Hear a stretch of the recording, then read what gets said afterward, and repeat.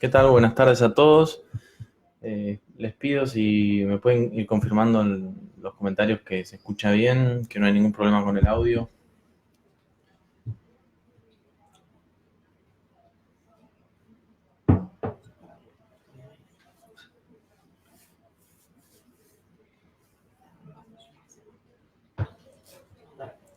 Bueno, vuelvo a preguntar, a ver que se va sumando gente. ¿Se escucha bien? No hay ningún problema con la presentación.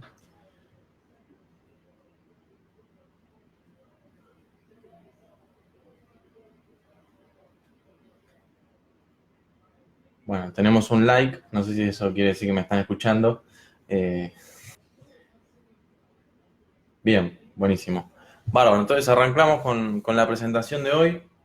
Eh, Vamos a hablar básicamente de Argentina, no incluí nada del exterior porque más allá de lo que pueda pasar afuera, hoy es todo local, todo riesgo local, todo lo que suceda va a depender de lo que pasa. Bueno, en las próximas horas se acaba de anunciar que la CUNSA va a hablar en un ratito, eh, a las 18 horas. Hay varios rumores de lo que puede llegar a anunciarse. Vamos a esperar. Hubo una reunión con el FMI y con Sandleris hoy a la tarde. Ya estuvieron circulando algunas fotos y vamos a ver qué se anuncia, ¿no? Con respecto a lo que se viene, ¿sí? A ver, repasemos un poquito antes de arrancar. El FMI debería desembolsar, de acuerdo a lo programado en el acuerdo, aproximadamente 5.500 millones de dólares en septiembre y más o menos 1.000 millones en diciembre. Y con eso, obviamente, el gobierno podría cerrar 2019. Sin esos desembolsos, bueno, en el caso de que se quiera utilizar, están las reservas del Banco Central y en el caso de que no, bueno, no habría recursos, por supuesto. Ahora vamos a ver cuál es la disponibilidad de las reservas del Banco Central, si alcanza para cubrir los vencimientos que se vienen. Eh, pero más allá de eso, después también Hacienda tiene aproximadamente unos 2.000 millones de dólares en caja y algo más en pesos para los vencimientos de las próximas semanas. Eh, el FMI nos podría dar algún tipo de indicios de las reformas que demandará. La realidad es que hoy en día es muy incierto lo que puede suceder. Depende mucho hoy por hoy, de lo que decida hacer el candidato Alberto Fernández, ¿sí? Es decir, para el mercado él ya es presidente electo, de facto, por más que falte la definición de la primera vuelta. Eh, y bueno, lo que diga Alberto va a afectar a los mercados y claramente lo habíamos visto mucho más moderado la semana pasada eh, y algo pasó que se rompió, digamos, el Alberto que estábamos viendo más moderado de la semana pasada y con respecto al de esta semana que arrancó ya directamente casi que insultando al FMI, saliendo a decir que el FMI financia el fuego de capitales y todas esas cosas. Es decir, hubo un cambio importante, se dice que tuvo que ver con la marcha del sábado y con eh, algunas otras cosas, ¿sí? Con respecto a lo que es, bueno, tenemos una tasa de interés alta, 75-78% de referencia, una tasa real que bajó, ¿sí? Porque si bien la tasa de las LELIQ y demás subió fuerte, la inflación claramente va a haber subido más que eso. Hoy tenemos a los ahorristas, en realidad hoy no, ya es viejo eso. En julio teníamos a los ahorristas demandando aproximadamente 4.000 millones de dólares por mes, pero que se veía compensado por unos 3.000 millones que vendían los propios ahorristas y el resto del sector privado. Ahora, ¿qué pasa? Bueno, tuvimos las elecciones y dado que hay expectativas de que haya algún tipo de restricción al acceso a las divisas en un futuro, yo creo que una buena parte de esa venta que estábamos viendo se va a derrumbar y bueno, va a empezar a quedar un agujero más grande de demanda del ahorrista, ¿no? 4.000 millones por mes que estaba demandando contra tal vez 1,5 de venta, 2, ¿sí? Entonces es un agujero que se agranda que hoy por hoy se puede cubrir con balanza cambiaria positiva, ¿sí? Porque la tenemos, la vamos a seguir teniendo luego de la evaluación. Eh, pero bueno, necesitamos de hecho se está viendo que el Banco Central tiene que intervenir más. Eh, Hoy por hoy hay días que no tuvo que intervenir, los últimos dos sí, después de lo que pasó en el mercado. Eh, Y bueno, lo que tenemos es más o menos, hoy el Banco Central en lo que va del mes tuvo que vender un poco más de 1.000 millones de dólares.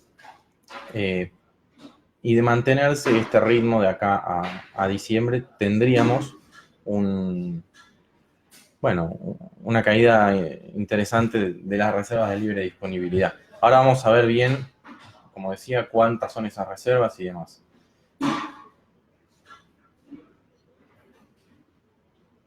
Después tenemos vencimientos de letes, ¿sí? 7.000 millones de dólares a privados hasta diciembre, de los cuales esperamos que se renueven muy pocos. La realidad es que hoy por hoy creo que de privados lo único que se puede llegar a renovar es básicamente algo de los FCI, los fondos comunes de inversión que hacen letes, y no mucho más allá de eso. Alguna empresa tal vez, pero la realidad es que creo que nadie se va a arriesgar. Dentro de poco deberían salir los resultados de las letras. Vamos a ver cómo fue eso. Si fue tan mala la de dólares como fue la de mediados de agosto, recuerden que no se renovó casi nada en privado. O, bueno, si hubo una buena renovación. También lo mismo con las LECAPs, ¿sí? Yendo a eso, bueno, esto es un poco lo que mencionábamos antes, ¿no? Que aún logrando tener un superávit, queda el problema de la demanda de dólares de los ahorristas. Hoy por hoy, eso lo compensabas con tasas reales altas, con un mercado libre de cambio en el cual tenían, a pesar que había muchos ahorristas y el sector privado demandando dólares, tenías muchos vendiendo y por lo tanto se compensaba. Pero bueno, con una tasa real, como decíamos antes, que se redujo a menos de la mitad y con de base 1.000 millones de dólares que los ahorristas están demandando de manera neta, es decir, compra menos la venta, que seguramente va a ser más porque yo espero que caiga la venta. Bueno, estamos hablando de una demanda bastante fuerte de los ahorristas que puede llegar a haber. Con respecto a si puede haber restricciones, la realidad es que no, es difícil saberlo, ¿sí? Yo creo que a partir de diciembre es bastante probable, antes no lo sé sinceramente. Y ahí viene la pregunta, ¿no? ¿De cuánta plata dispone el gobierno? ¿Cómo está parado hoy en día el gobierno? Fíjense que lo que tenemos es, bueno, el gobierno hasta julio mantiene un superávit primario dentro de las metas que se consideran con el FMI, 0,2 puntos del PBI, y se espera, bueno, el propio Lacunza dio a entender que a pesar de todas estas medidas que tomó el gobierno, de baja de IVA, de baja de impuesto a las ganancias, exenciones para monotributistas, etcétera, etcétera, bueno, eso no afecta a la meta. ¿Por qué? Porque si bien la meta era 0%, si ustedes se acuerdan, el FMI te permitía dentro del acuerdo eran unas cláusulas sociales, por decirlo de alguna manera, que en caso de que las requiera el gobierno podía llevar el déficit hasta medio punto de PIB, que es lo que dio a entender la CUNSA la conferencia pasada cuando asumió. ¿Sí? Por lo tanto, hoy Hacienda cuenta con un superávit de, digamos, no es mucho, son 30.000 millones de pesos, pero bueno, es un número de que ya parte con algo de cash. Y después, ¿qué tenemos?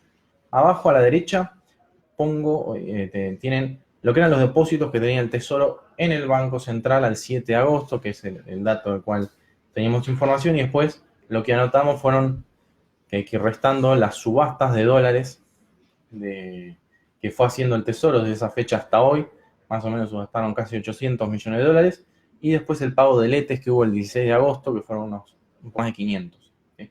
Eso dejaría disponible más o menos a la fecha de hoy 2.000 millones de dólares. Una salvedad que hay que hacer acá es el famoso repo que se pagó la semana pasada. No sé si se acuerdan, fueron más o menos un poco más de 2.000 millones de dólares, 2.400, si no me falla la memoria. Bueno, ese valor en un principio no se había informado así, pero se terminó pagando con reservas. El Tesoro, como tenía pesos, lo que hizo fue comprarle los dólares al Banco Central y canceló el repo con esos dólares. Y por lo tanto, eso no afectó los depósitos que tenía el gobierno en dólares. Sí, obviamente, los que tenían pesos, ¿sí? Que son menores. Ahora, este pago de repo, obviamente, sorprendió a Hacienda. Y ahí lo que quiero entrar es en el tema reservas, ¿sí? Que es el cuadrito arriba a la derecha. Recordemos que nosotros las reservas las podemos dividir en tres. Las reservas brutas, ¿sí? Que son las totales, las que se informan siempre todos los días, ¿sí? Que el dato que figura ahí en el cuadrito está un poquito desactualizado porque el Excel que me suben de Hacienda no se actualiza todos los días como, perdón, que suben del Banco Central, no se actualiza todos los días como el dato de las reservas brutas, ¿sí? Pero bueno, para ese momento están en 63, hoy están en 58 más o menos. Y después lo que tenemos son las reservas líquidas y las netas. ¿Cuál es la diferencia entre una y la otra? Las netas serían las de, digamos, las propias, pero como dentro de esas propias hay algunas que están en oro y en algunas otras monedas, bueno, eso hace que en realidad no sean dólares físicos que tiene el banco para intervenir y por lo tanto necesita, digamos, no son de libre disponibilidad en el momento, tendría que hacer algo para poder hacerse de dólares con eso. Entonces lo que miramos son las líquidas, que es el grafiquito rojo, que más o menos estaban en 14 mil millones de dólares, con las netas estando en 20. Fíjense que, bueno, llegamos a tener reservas líquidas negativas, es decir, en un escenario en el cual el gobierno tenga que hacer uso de las reservas, no necesariamente tienen que llegar a cero, pueden incluso ser negativas, las líquidas, no las netas. Y ahí quiero hacer una salvedad, porque más allá de eso, ¿qué es lo que hace que haya tanta diferencia entre las reservas brutas y las reservas netas o líquidas? Bueno, en primer lugar, los famosos encajes.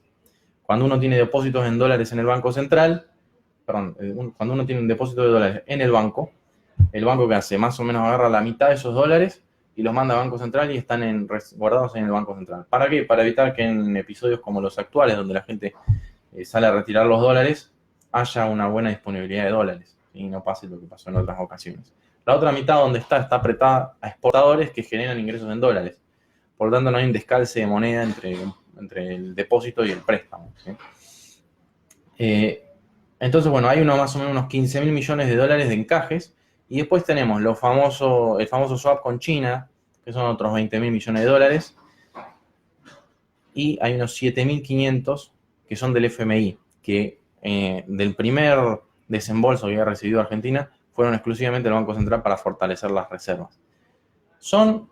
Lo que son encajes no se pueden tocar, pero lo que son FMI y el swap con China, bueno, eventualmente, si fuese necesario, se pueden llegar a activar, aunque tendrían costos grandes. Por ejemplo, activar esos dólares del FMI sin ningún tipo de acuerdo con el FMI podría llevar a, la caída del acuerdo o algún tipo de sanción, ¿sí?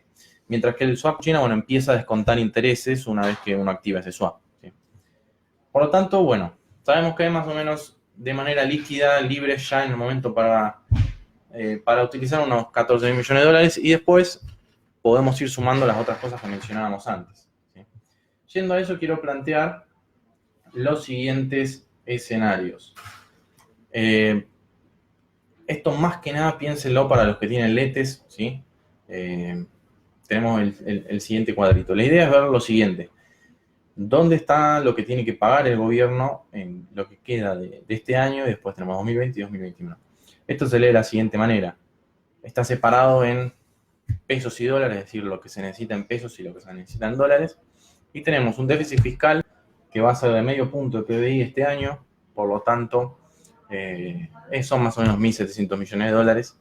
Y después hay que pagar intereses en pesos y en dólares, lo cual nos deja un déficit general de más o menos 4.000 millones de dólares en pesos y lo mismo en dólares. Después tenemos pago de principales, que son básicamente a privados, los tenedores de bonos, etcétera, que eso este año se ha pagado todo, lo que queda es muy poco. Y después tenemos pagos al sector público, que eso no es un problema porque al ser sector público por lo general lo que se hace es renovar y listo. ¿Qué es lo que queda a pagar principalmente? Y son las LETES y las DECAPS, que ahí está el gran problema, ¿no? De cuánto se puede llegar a renovar de eso. Nosotros vamos a plantear dos escenarios, este base y en el siguiente el peor de todos, para llevar al límite al modelito, ¿sí? Hoy tenemos un gobierno que parte con cierta caja ciertos dólares y pesos en caja, y después que debería recibir, en este escenario asumimos que se logra el desembolso del MI, más los otros acordados con otros organismos multilaterales, y después tenemos un supuesto fuerte que es el rollover de las letras y de las LECAPs, de aproximadamente un 25% y un 75% en LECAPs. Una salvedad, algo que hay que tener en cuenta es, de las letras en dólares, que se puedan refinanciar para el año que viene, ya hay unos 700, que fueron las famosas letras que se habían colocado en enero y febrero. Y después de las LECAPs asumimos un roleo mayor porque Las de CAPS en pesos, digamos, tienen una demanda un poco más cautiva, que son las aseguradoras, que son los fondos comunes de inversión, los temas 1, ¿sí? Que tienen que, bueno, hacer tasa y el instrumento para hacerlo son las de CAPS. Con todo ese escenario, digamos, si ustedes ven bien, lo que tienen que mirar es el número 6, ¿sí? Si ven la fila que tiene el número 6, nos dice que básicamente faltarían 100 millones de dólares que de algún lado se consiguen en este escenario, ¿sí? Después ya si nos pasamos a los años 2020 y 2021 ya son más sombríos los panoramas porque primero no sabemos quién va a ser presidente o lo sabemos, pero no sabemos qué medidas va a tomar porque la realidad es que sus declaraciones son bastante ambiguas. Pero dejando, digamos, asumiendo supuestos de lo que dice, por ejemplo, de que van a pisar tarifas, de que, no sé, se van a otorgar medidas para financiar el consumo, ponerle plata a la gente en el bolsillo, toda esa cosa, bueno, eso es más déficit fiscal. Bien. En nuestro caso estamos planteando más o menos un déficit primario de 1,5 puntos, 2 de PIB, y después a eso hay que sumarle todos los intereses que ven, son entre pesos y dólares más o menos unos casi 15.000 millones de dólares.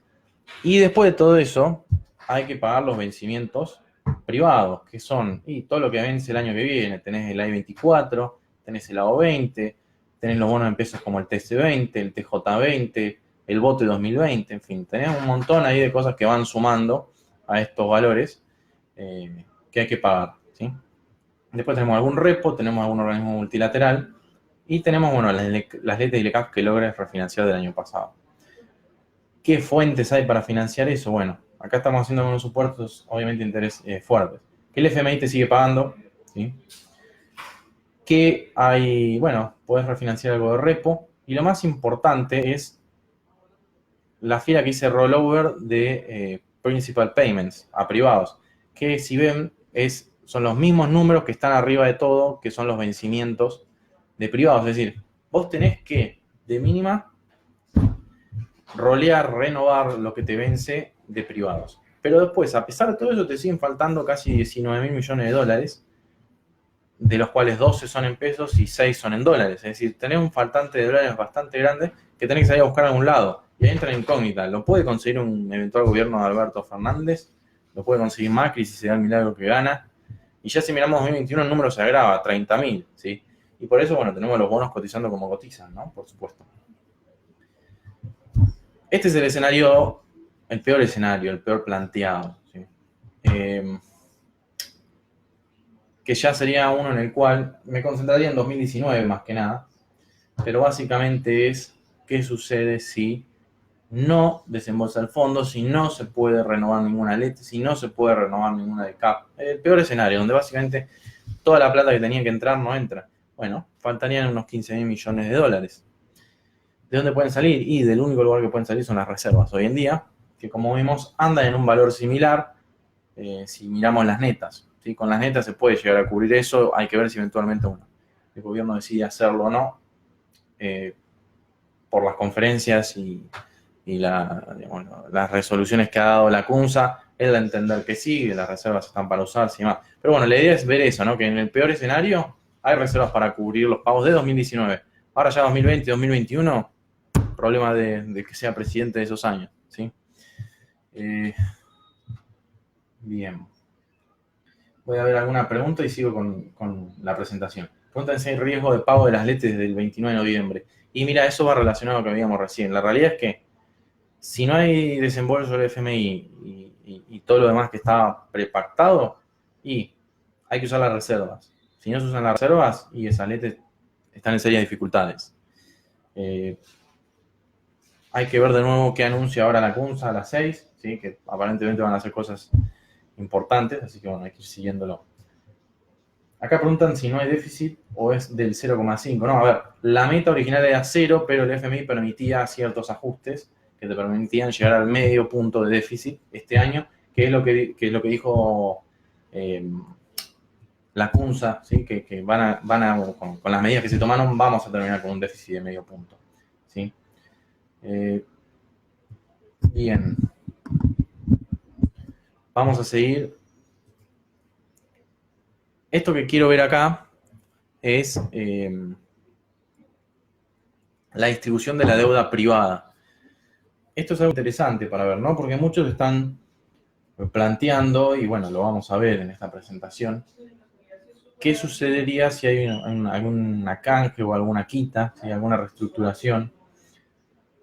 Y bueno, muchos hablan de quitas del 25, o lo que se llama canje ucraniana y todo ese tipo de cosas, pero hay que tener en cuenta algo muy importante, que es que hay una diferencia en lo que era la composición de deuda nuestra hoy en día con lo que era hace varios años atrás, cuando se hizo la otra reestructuración. En ese momento tenías toda tu deuda principalmente con algún multilateral, muy poquito, y con privados. La diferencia hoy es que tenés un tercio de esa deuda es intrasector público, es decir, que es el propio sector público que se debe a sí mismo. Y eso hace muy difícil que vos puedas renegociar, porque la realidad es que el sector público, bueno, por lo general lo que se hace es patear vencimientos, ¿sí? Y por el otro lado lo que tenés es la deuda con multilaterales, ¿sí?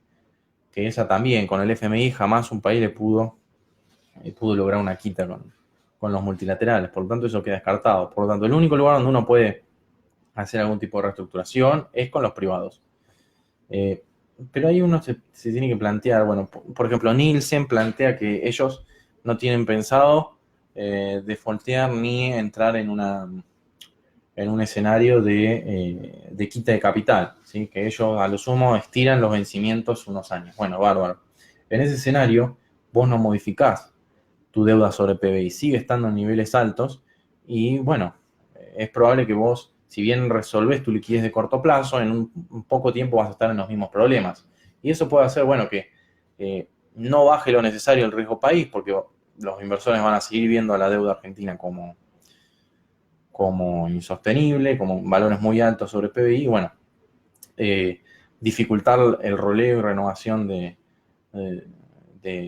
otros títulos y demás que haya que ir haciendo, ¿sí? Por lo tanto, es un escenario complicado, donde por más que uno haga una quita grande, incluso no baja la deuda sobre PIB del 70%, que es un número considerado alto, ¿sí? Bien.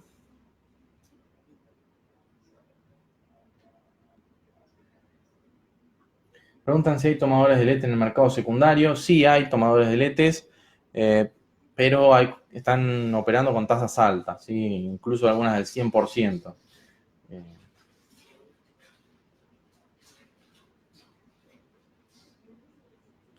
Bien. Vamos a seguir.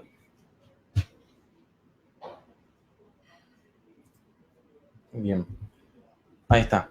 Ahora, vamos a plantear 4 escenarios que nosotros creemos que se pueden dar. Con su probabilidad de default y la probabilidad de una quita, ¿sí? En el caso de que haya un default. Macri y Pichetto logran el milagro y dan vuelta a la elección. Yo le asignaría una posibilidad muy pequeña de eso. Incluso tal vez trabajaría sin esa posibilidad directamente.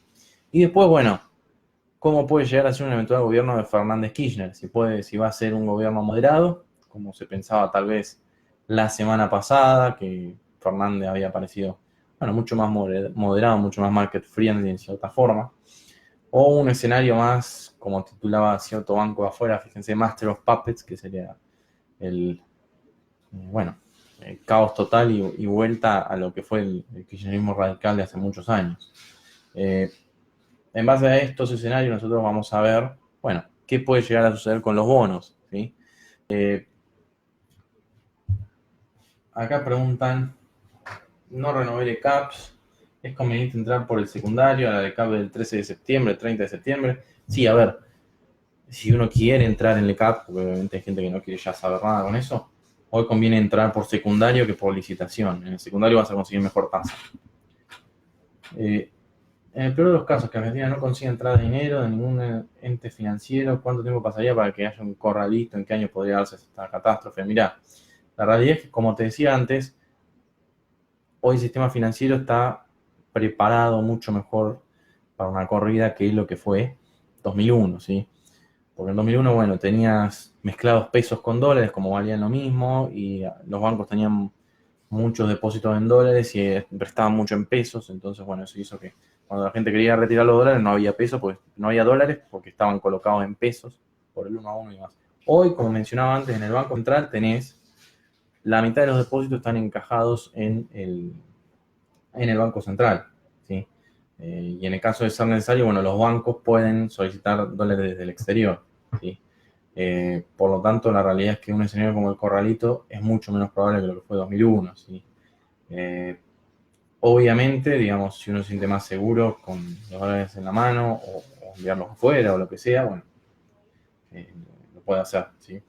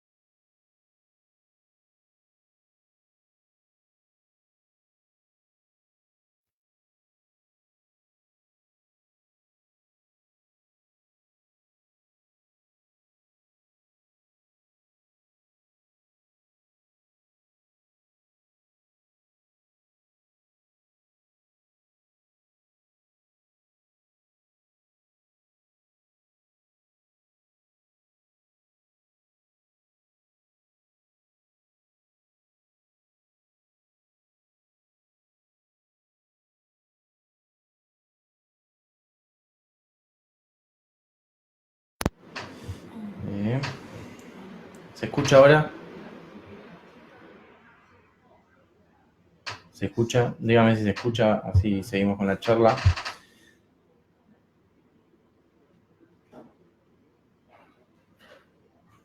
Siguen sin escuchar. Eh,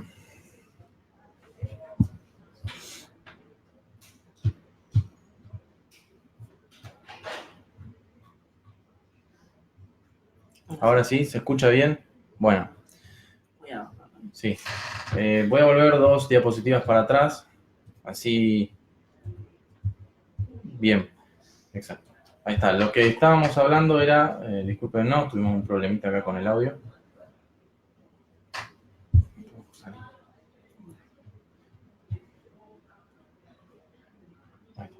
Bien,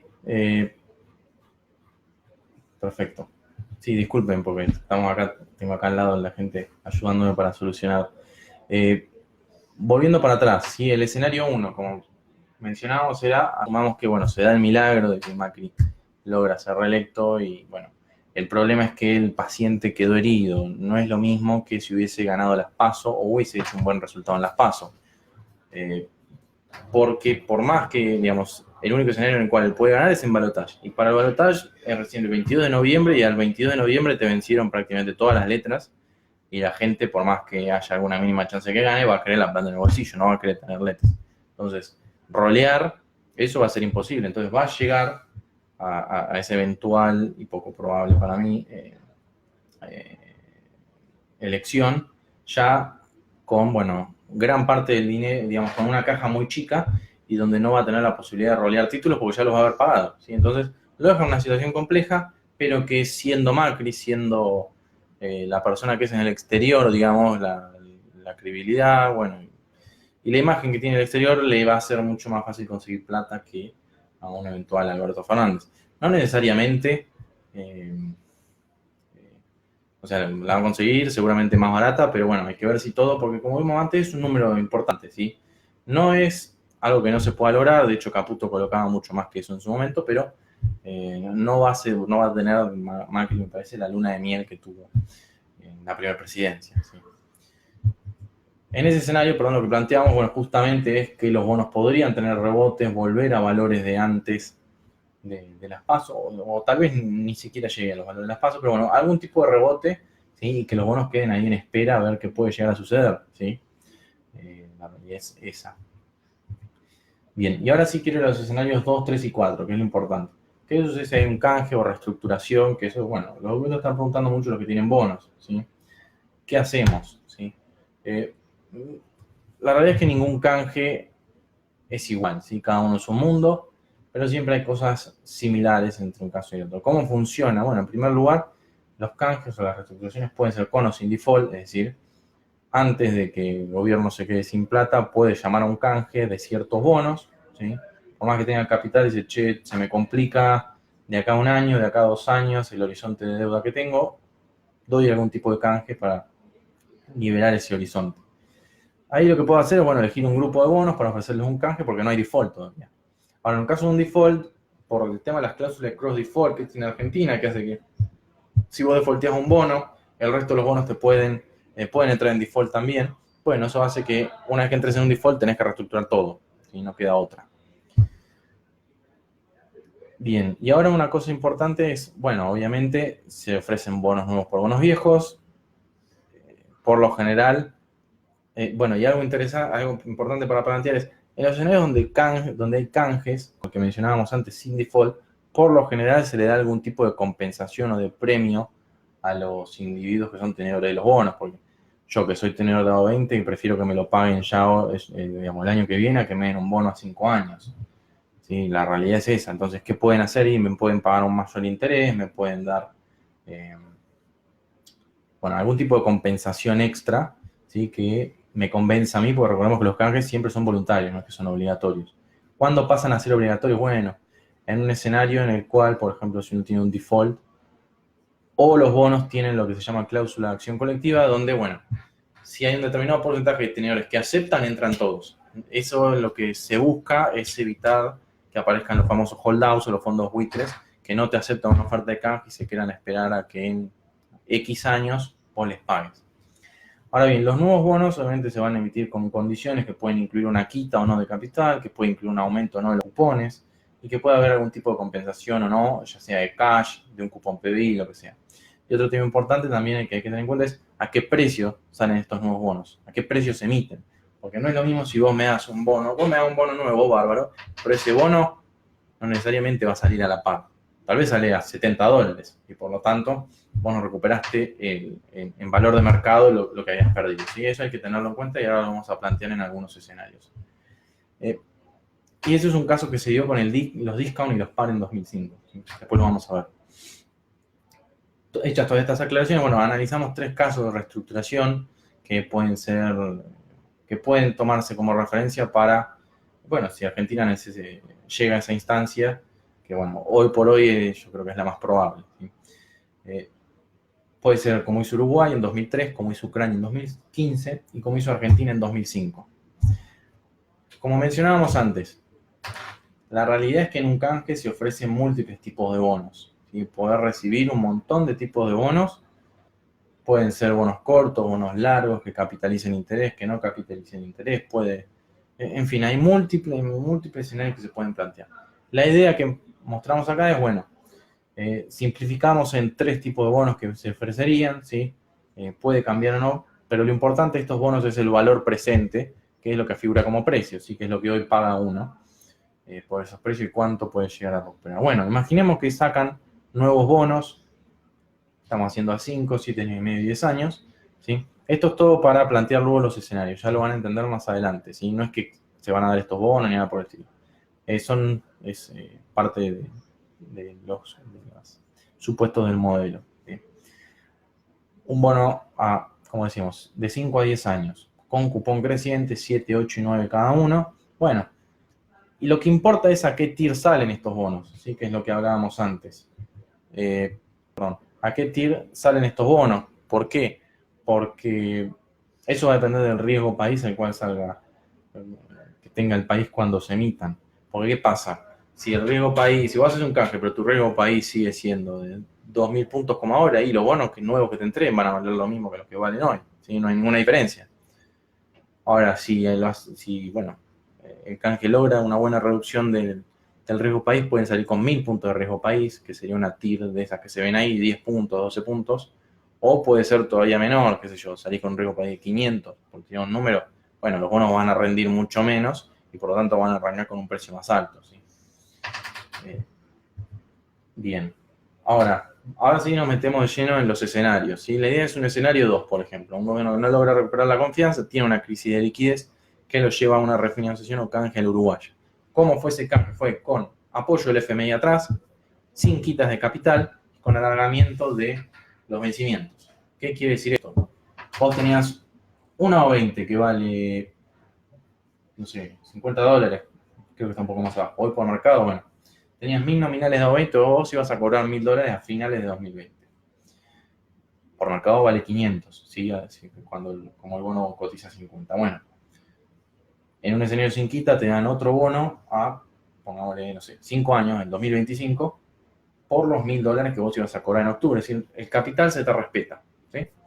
Y bueno, por esos 5 años vas a cobrar los cupones de este nuevo bono, ¿sí? Así fue como se hizo en Uruguay. Simplemente no hubo quita de capital, lo único que se hizo fue atrasar vencimientos, ¿sí? Por ejemplo, había letras que se pagaron una parte en cash y en el otro se dieron bonos a 5 y 7 años con un determinado cupón. Y después los bonos de hasta 7 años se extendieron por 5 años con cupones mayores a los originales como forma de compensar ese mayor plazo para cobrar, ¿sí? Ahora bien, también después, bueno, se ofreció un bono discount, ¿sí? Similar a lo que fue el discount argentino, que capitalizaba intereses y todo lo demás. Bien, fíjense cómo ahí tenemos una captura de lo que era Bloomberg, de Bloomberg, de lo que era el bono allá por el año 2003. Fíjense que a mediados de 2002 empieza a caer el bono por contagio de la crisis argentina, que llega a cotizar abajo de $60 y luego se recupera, y cuando se anuncia el canje de deuda, el bono llega casi a 100 de paridad, está en 95 de paridad, ¿sí? Porque como se anunció una refinanciación y un canje sin quita, bueno, el precio del bono subió casi como si estuviese a la par, porque la realidad es que no te hicieron quita de capital. Ahora, ¿qué sucede más adelante? Antes de pasar más adelante, acá lo que les planteo son 3 escenarios con 3 bonos, ¿sí? ¿Cómo leemos esto? ¿Sí? Tenemos 3 bonos, un O20, hay 24 que indican. En el O20 teníamos una posición de 10.000 nominales, son $10.000, ¿sí? Hoy por mercado eso vale 4.800. Si hay una quita del cero, me van a entregar nuevos bonos por $10.000, ¿sí? Ahora, ahora hay que ver a cuánto cotizan esos nuevos bonos, que esto está relacionado con las slides que veíamos antes, donde teníamos distintos precios para los bonos, ¿sí? Acá lo que tomamos es un promedio de los 3 bonos, $86. Bueno, eso hace más o menos que esos $10.000 tendrían un valor de $8.600. Por tanto, en un escenario sin quitas de capital, uno podría recuperar una buena parte del dinero porque fíjense que a lo que hoy vale 4.850, cuando se haga el canje, serían 8.700 y si yo luego mantengo la posición, termino cobrando los 10.000. Ahora acá hay que tener un dato que es importantísimo aclarar, que es cuánto puede pasar hasta que se hace el canje. porque eso puede hacerse en 6 meses o puede tardar 4 años, como fue en Argentina 2005, ¿sí? Por lo tanto, hay que tener en cuenta eso, no es que el canje va a ser algo inmediato, puede demorar su buen tiempo en que esto se dé, ¿no? Y por lo tanto, uno también debería ver el costo de oportunidad, ¿no? De quedarse un buen tiempo parado en esos instrumentos, ¿sí? Bien. Con el E24 y el DICA se observa exactamente lo mismo, ¿sí? Fíjense que lo que tenemos es el capital es diferente. ¿Por qué? Porque el E24 de esos $10.000 ya me devolvió una parte, un sexto, y cotiza, bueno, a $36 y esa posición vale aproximadamente $3.600. Con una quita del cero obtenemos el mismo capital y un nuevo precio sería de 7.000 y pico. Entonces, nuevamente, estamos recuperando una buena parte en este escenario sin quita, repito. Este es un escenario hipotético. Ahora vamos a ver escenarios más feos, ¿sí? Con quitas más importantes. Y después tenemos la curva larga, que sería el DICA, que es lo mismo. La diferencia es que si uno tiene 10.000 nominales, su capital no son 10.000, son 14.000, porque el DICA cotiza a, digamos, el valor residual del DICA es $140 cada 100 nominales, ¿sí? Bien. Ese es el escenario 2. El escenario 3 sería, bueno, un escenario menos benévolo a la ucraniana, ¿sí? También es con apoyo del FMI y donde hubo quitas del 20% del capital, se alargó maturity y en compensación se entregó el famoso cupón PBI, como también lo supo entregar Argentina en 2005. Los bonos se extendieron por 4 años con cupones más grandes a los originales y para compensar la quita se entregó este cupón PBI que básicamente si el país crece te paga un cupón, ¿sí? El problema de Argentina es que hoy si quisiera hacer una refinanciación como esta, se va a encontrar con que básicamente no se le va a hacer muy difícil poder otorgar una compensación como un cupón PBI, porque los mismos que probablemente gobiernen a partir de diciembre son los que alteraron estadísticas de PBI y por lo tanto hacían lo que querían con el cupón PBI, te alteran el crecimiento de la economía para no pagar los cupones y listo, ¿no? Entonces, es muy difícil que Argentina hoy en día pueda ofrecer alguna compensación en un escenario como este, al menos con cupón PBI. Tal vez inventan otro bono raro, no sé, o arreglen con el FMI para pagar una parte cash, no sé. Pero bueno, la realidad es esa. Hoy Argentina no está en condiciones, puede hacer una quita del 20%, pero no está en condiciones de compensártelo con alguna otra cosa que no sea cash. Al menos a mí no se me ocurre. Tal vez algún creativo del Ministerio de Finanzas o de los futuros empleados se les ocurre algún bono raro que puede llegar a servir de compensación, que ajuste por, no sé, la verdad no se me ocurre, pero por alguna cosa rara. Fíjense qué pasó con los bonos de Ucrania, ¿sí? No me quiero por las ramas porque estamos limitados de tiempo. En Ucrania tuvimos una caída fuerte de los bonos que se recuperaron y terminaron valiendo $80 al final cuando se termina de anunciar la reestructuración. Es decir, los bonos volvieron a los valores en realidad no volvieron a los valores, sino que se fueron a los valores más o menos de paridad que asumían una quita del 20%, porque básicamente el bono te hace una quita del 20%, yo tenía $100, voy a cobrar 80, bueno, el bono se fue a cotizar más o menos esos $80, ¿sí? Bueno, si se hizo un escenario como este, probablemente veamos algo así en los bonos, y de hecho es algo que no se está priceando hoy en día en los bonos. Fíjense cómo queda el lado 20, el 24 y el DICA en estos escenarios. Pasan bueno, en el lado 20 ahí se ve bien. Esos $10.000 de capital que teníamos nos van a entregar un nuevo bono por $8.000, ¿sí? Y si sale al precio de mercado que hablábamos antes, con un riesgo país de 1.000 puntos, bueno, eso va a valer $7.000. Sigo estando por encima de lo que vale hoy eso, ¿sí? Vale hoy por mercado, pero a finales de, cuando venza el bono, no voy a cobrar los 10.000, voy a cobrar 8.000.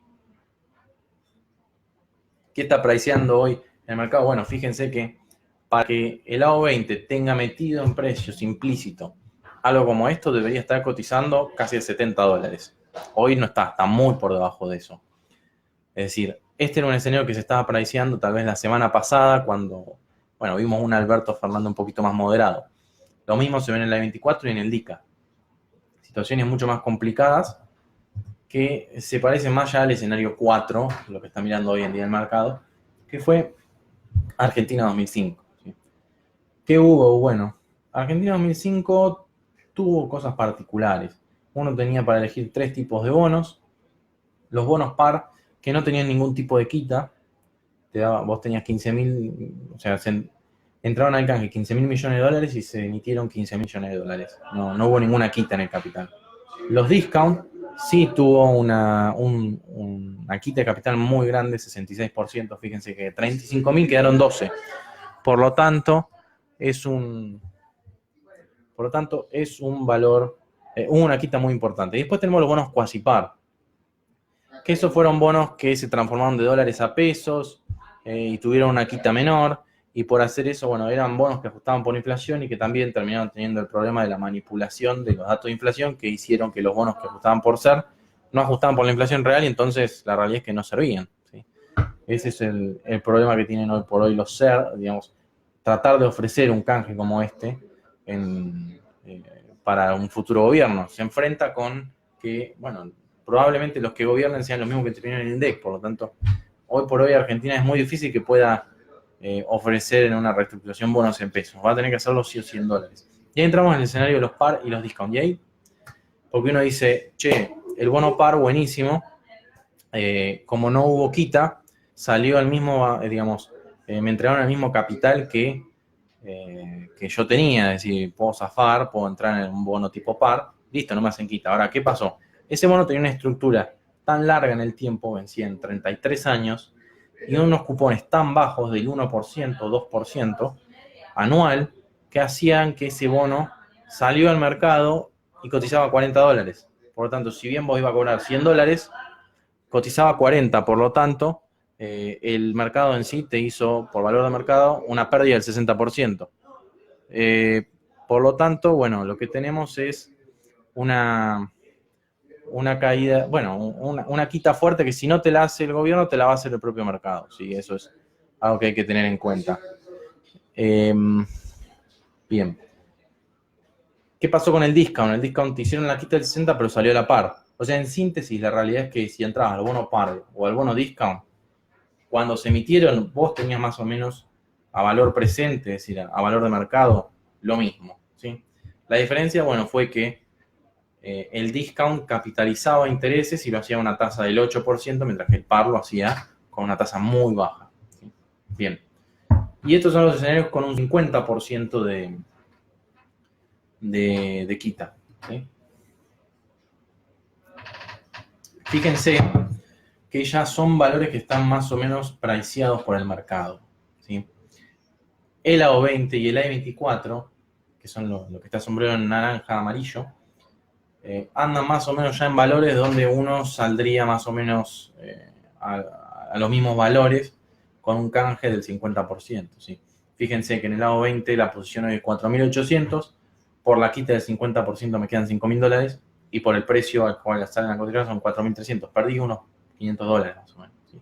Por lo tanto, es algo que más o menos ya está viendo el mercado. Lo mismo se ve en el AI24 y lo mismo también se ve en el DICA. Estos ya son quitas, el mercado ya está viendo quitas similares a las del 2005, ¿sí? Por lo menos dadas las condiciones y lo que vienen planteando los distintos actores del potencial gobierno de Fernández, dan a entender esto. ¿Sí?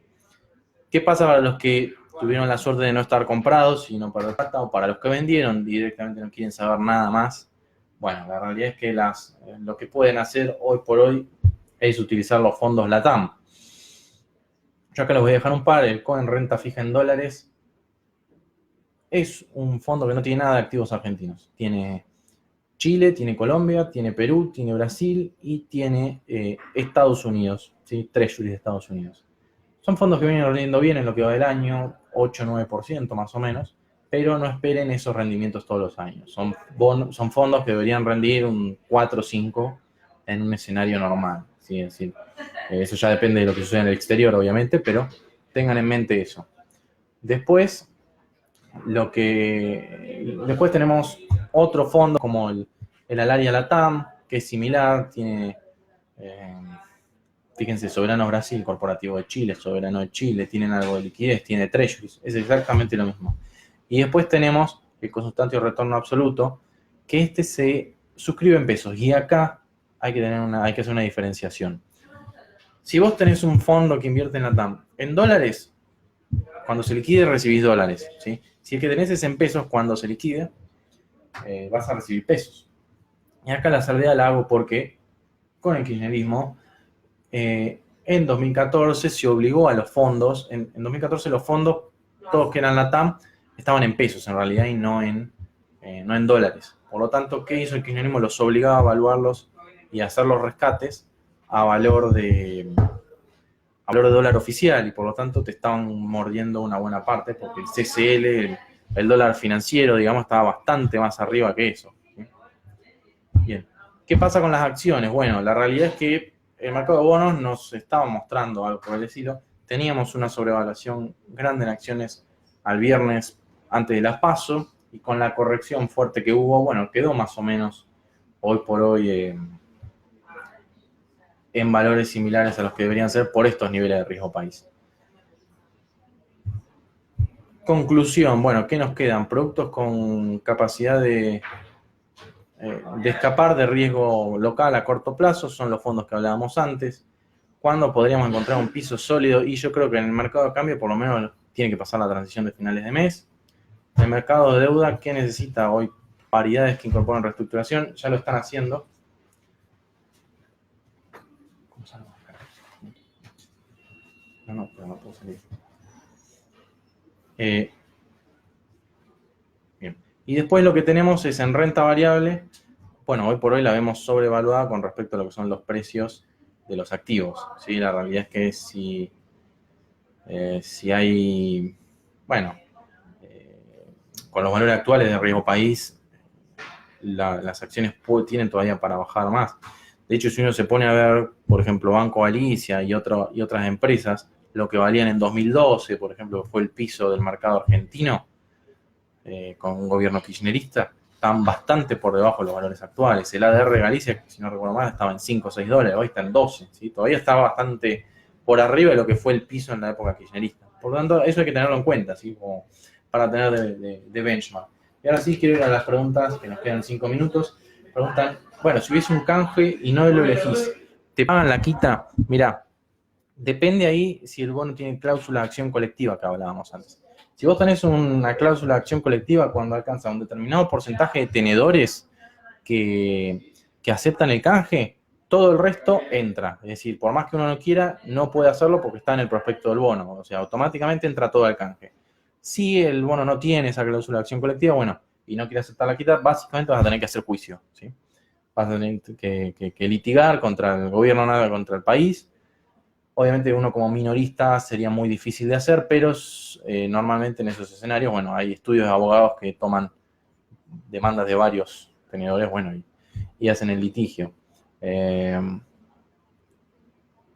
realidad es esa. Y bueno, ahí ya en un caso en que tengas que litigar, toma un poco más de importancia la legislación del bono, ¿no? Si es ley Estados Unidos, ley Reino Unido o ley Argentina. ¿Sí? ¿Cómo sería con los bonos en pesos? Y probablemente con los bonos en pesos te van a dar bonos en pesos. ¿Sí? El problema es que te van a dar bonos en pesos que por ahí ajustan por inflación, que no sabes si, bueno, si justamente hay, si justamente te van a intervenir el INDEC como hicieron antes o no. Después preguntan por la caución en un corralito. Mira, la caución es como los futuros, ¿sí? Está el mercado intermediario. Si vos tenés si la persona que te mejor dicho, si la persona a la cual vos le prestaste por caución no te paga, es el intermediario, o sea, BIMA, el que te paga. Es decir, está el intermediario, como en futuros es el clearing, por ejemplo.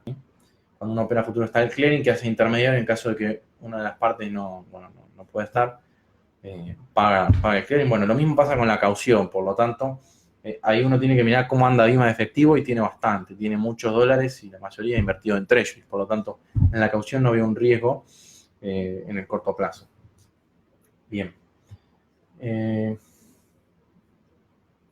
Exactamente, bueno. Bien, están hablando del codo en renta fija. ¿Cómo sería con los bonos en pesos con una TIR muy alta? Ahí lo mismo, va a haber algún tipo de bono donde va a haber algún tipo de relación de múltiplo, digamos, que va a permitir hacer el canje. La realidad es que, como te digo, hay múltiples alternativas, la quita puede ser fuerte, puede no serlo, puede haber un canje sin quita, son muchas las variables que hay que tener en cuenta. Si se pagan los cupones de 2020 y 2024, mira, si está el desembolso del fondo, seguro. Si no está el desembolso del fondo, están las reservas. Así que la realidad es que si el gobierno no quiere defaultear de acá a diciembre, lo puede hacer. Después, a partir de diciembre, sí, ya se pone más peluda la cosa. Bien. Preguntan si los fondos del exterior les pega un corralito. No, justamente eso es lo interesante de los fondos afuera. Lo que sí, cuando vos quieras liquidar esas posiciones, tu plata viene acá, ¿sí? Por lo tanto, si hay un corralito y vos querés cerrar la posición en un fondo, el fondo te va a mandar la plata a la comitente y después ponerla pues acá, ¿sí? Por lo tanto, en el todo caso que haya un corralito, no rescates el fondo, básicamente te digo eso, y espera que se normalice la situación. Bien. ¿Las letes tienen un canje parecido a los bonos? Sí, probablemente lo tengan también. Entra todo por igual, por lo general. No es que a un bono le ofrecen un porcentaje más o menos. ¿Sí? La realidad es que hoy por hoy, si alguien quisiese jugar a la reestructuración, se tiene que posicionar en bonos largos más que en bonos cortos. ¿Sí? Bien. ¿Qué podría pasar con las letes en noviembre? Es lo mismo que decíamos antes. La realidad es que si se hace el pago del FMI, bárbaro, llegás. Si no, tenés que usar reservas. Y ahí, bueno, es potestad del gobierno si quiere utilizarlas o no. Ya lo ha hecho con el repo, ¿sí? Por lo tanto, yo imagino que en un escenario como ese las van a utilizar. Y bueno, en el peor de los casos le entregarán el Banco Central sin reservas al gobierno que viene, como lo recibieron, básicamente. ¿Cómo vemos el COVID-16? Bueno, esa es una gran pregunta. ¿Qué puede pasar con los bonos de las provincias? Ahí tenés que mirar cómo está la situación fiscal de cada provincia. Porque hay provincias que están muy bien y hay otras que no. Si tenés bono de Chubut, por ejemplo, me preocuparía, porque la situación fiscal de la provincia es bastante complicada. Si tenés Córdoba, o no sé, Neuquén, Mendoza, provincias que están un poco mejor financieramente, bueno, ahí sí, fiscalmente están bastante bien preparadas. Y en el caso de no tener los dólares, a lo sumo acuden al Banco Central, como solía pasar antes. ¿Sí?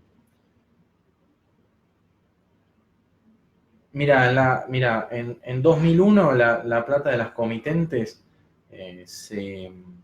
no fueron afectadas por el corralito porque están en caja de valores y no están en un banco.